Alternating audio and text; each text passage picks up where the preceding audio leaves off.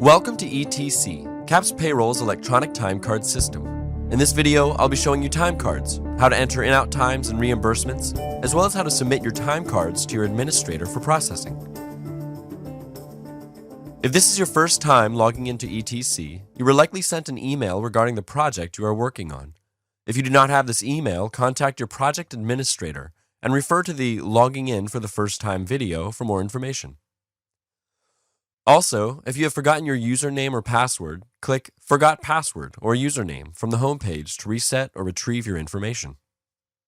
Upon logging in, time cards can be found on the dashboard under My Time Cards. Once your ETC account has been set up, this will be the first window to appear for future logins. From this list of all the ETC projects you are presently working on, click View. Or if you are set up to enter another employee's times, say as a department head, select Mine or Employees. At the top of the time card, the project info and your info, like occupation, rate, and time card status, can all be found. The status provides a degree of visibility by indicating whether the time card is still open, has been reviewed by your project admin, or if they have submitted to CAPS for processing. And to the right is a drop-down that can be used to quickly switch to different projects. Below the selected week is the time entry type, like military tenths or standard time. And below that is the in-out grid displaying the days of the week and their contents. If you're accessing ETC on a mobile device, it may look something like this, a little more of a vertical layout, making it easy to scroll from day to day. The in-out grid defaults to displaying only the most common fields. Selecting Show All Columns may reveal items like work zone, status, re-rate, half day, and a second work status for partial sick or vacation days. The types of columns and their contents will be determined based on the type of project or production you're working on. You may notice that certain information has already been defaulted by your project administrator. The occupation displays your job title and rate, and the location may already be selected as well. If the drop-downs provide more than one option, they can be altered. But if your occupation and rates are not correct, be sure to contact your project administrator to make the necessary changes. In-out times are entered according to the entry type noted above. And a very useful tool in ETC is the ability to copy to the next day. Once the information has been copied, feel free to edit further if needed. ETC can also copy the previous week's time. After saving the time card, plus signs appear on each day, allowing for the day's work to be split across different projects. From this view, the total hours worked can be split by hours or percentage of hours across projects, with a max of 5 projects per day. By simply changing the hours to be split, the difference will populate on the next line.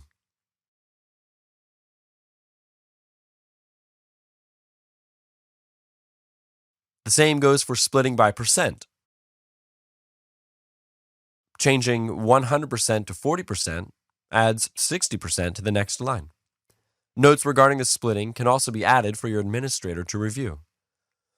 Before splitting your days, hours to different projects, it may be a good idea to discuss with your project administrator how ETC is set up for your company. They may have created a dedicated project for splitting. Below the in-out times, any additional payments or reimbursements, like kit rentals, car allowances, per diem, and mileage can be entered, depending on permissions. Adding a compensation will list all necessary types, including taxable and non-taxable options.